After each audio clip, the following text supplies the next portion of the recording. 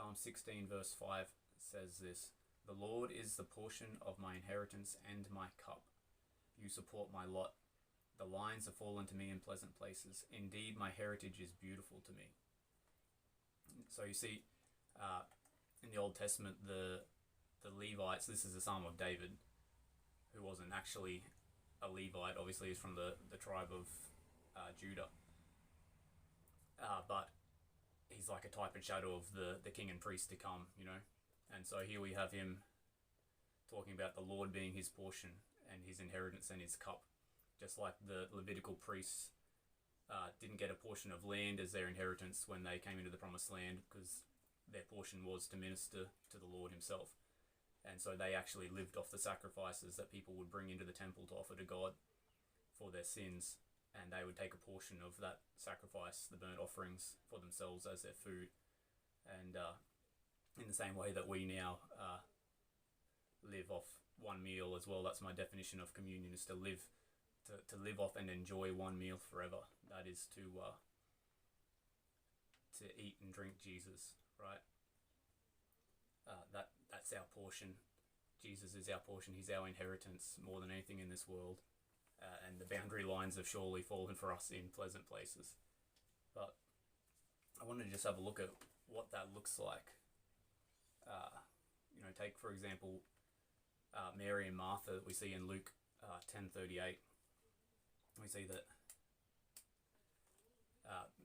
Jesus has come into their house, and Martha is busy and distracted by many things. She's preparing food, right? She's preparing portions of food on plates. And we see Mary, her sister, seated at Jesus' feet, listening to his words. She's realized that her portion's not on a plate. Her portion's not even of this world. Her portion is found in the boundary lines of the form, the man, Jesus, God, who took on flesh. She's recognized, here's my portion, here's my cup. The boundary lines have fallen for me in pleasant places. I have a delightful inheritance in the Lord. She's sitting, listening to his words, ministering to his feet. This is what it looks like to have a delightful inheritance in the Lord. This is what it looks like to realize that Jesus is our portion.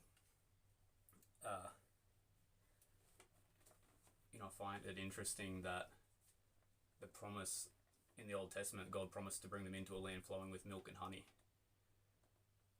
And here we have Jesus, and he's, in Revelation, he's portrayed as, and doesn't say that he's wearing a white gown, but in a gown and clothed with a golden sash. And later on he says, those who overcome will be clothed with me and walk with me in white. So we can imagine that Jesus is probably wearing a white gown, and it says he's got a golden sash. And so you see even him representing the promised land, right? Found in him, white like milk, pure as milk, and the gold sash, gold and sweet like honey, right? Representing the man Jesus, the person of promise. I would call Jesus, I would say that the priest portion is the person of paradise, who is Jesus. And Song of Solomon, we see an example of ministering to the Lord in chapters 4 and 5 with the bridegroom and the Shulamite bride. So King Solomon and his Shulamite bride. He says at the end of chapter 4, so chapter 4 verse 10, he says, "How beautiful is your love, my sister, my bride. How much better is your love than wine, and the fragrance of your oils than all kinds of spices. Your lips, my bride, drip honey. Honey and milk are under your tongue." So we see that the bridegroom saying to the bride, these same promises that I described that would be in the promised land, they're in your mouth, they're under your tongue, right? Because Jesus has come to live in us. And so we contain the promised one. We contain the promised land. That the priest portion is the person of paradise. Jesus is our portion, and he lives inside us.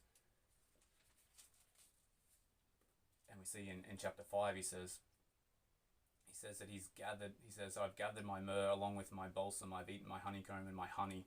I've drunk my wine and my milk. Eat, friends, drink and imbibe deeply, O lovers. So here we see this picture of communion. All of a sudden, the milk and honey that is in the bride's mouth has been consumed and is in the bridegroom's mouth. You see this communion, but it's not just representing food here, it's representing praise. The bride is pouring out her praise, sweet words, sweet nothings I call them, to the bridegroom.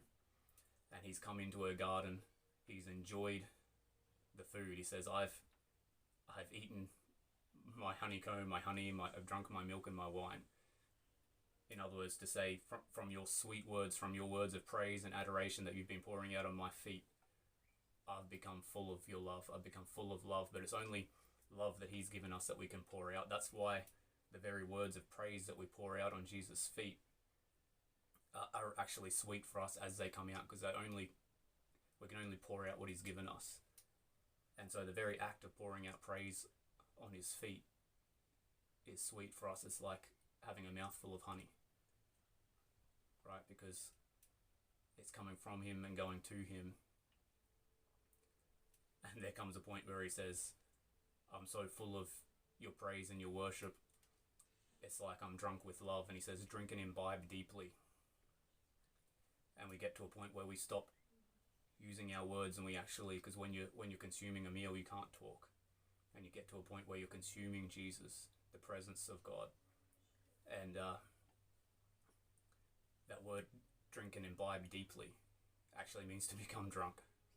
And now we know he's not telling us to actually get drunk with wine, but he's saying you can drink.